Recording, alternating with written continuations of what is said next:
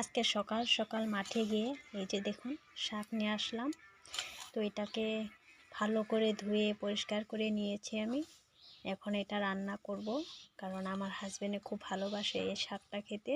তাই আজকে এই শাকটাই রান্না করব। তো এটা কী শাক বলো তোমরা প্লিজ একবার জানিও, আমি তো জানি না তাই নামটা বলি নেই, এমনি দেখিয়ে দিলাম ভিডিওতে। এখন আমি একটা কড়াইতে শাকগুলি নিয়ে নিলাম,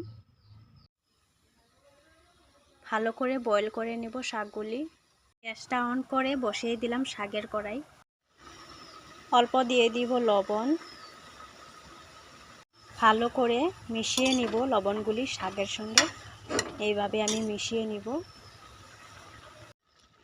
এখন আমি একটা থালা দিয়ে ঢেকে দেব, 4 মিনিট বয়েল করে নেব। এখন কয়েক টুকরা রসুন নিয়েছি, আমি এগুলি ভালো করে থেঁতলে নেব। দেখুন এই যে এইভাবে আমি করে নিয়েছি। আর এই শাকটার মধ্যে অল্প রসুন ব্যবহারটা বেশি করলে ভালো হয় খেতে। দেখুন এই যে কয়েকটা কাঁচা লঙ্কা এইভাবে আমি চিড়ে নিয়েছি। অল্প ঝাল ঝাল করে আঠা আঠা করে শাকটা রান্না করব।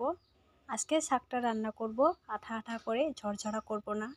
এখন আমি 4 মিনিট হয়ে গেল, উঠিয়ে নিব থালাটা। এই যে দেখুন বয়েল হয়ে গেছে আমার শাক।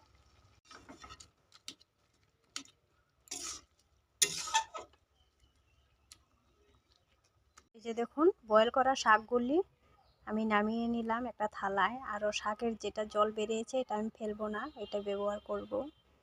ভালো করে কড়াইটা পরিষ্কার করে দিয়ে দিলাম সরষের তেল। ফোড়নে দিয়ে দেব কালো জিরে, এগুলি দিয়ে দিব তেলের মধ্যে। এখন আমি ভালো করে মিশিয়ে নিয়ে লাল লাল করে ভেজে নেব। আর এই শাকটা এভাবে রান্না করলে খুবই অসাধারণ হয় খেতে, তাই আমি এইভাবেই রান্না করছি। এখন দিয়ে দিব বয়েল করা শাকগুলি। কত সুন্দর হয়েছে আমার শাক রান্নাটা।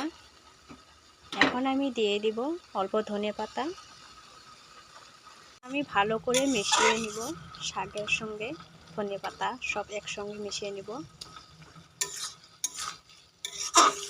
যে দেখুন শাক রান্নাটা আমার হয়ে গেল। এখন আমি ঠান্ডা করে দেখিয়ে দিচ্ছি, একটা প্লেটে নামিয়ে দেখিয়ে দিলাম। শাকটা নামানোর পর তো এই যে দেখুন একটা লঙ্কা দিয়ে দিব উপরে। তো এই যে দেখুন কত সুন্দর হয়েছে শাক রান্নাটা।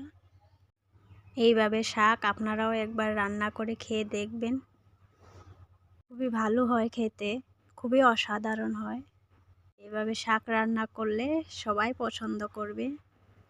আজকে কিন্তু আমাদের ঘরে স্পেশাল শাক রান্না করা হলো, তাই আপনাদের কাছেও শেয়ার করলাম। তো আজকের জন্য বাই বাই।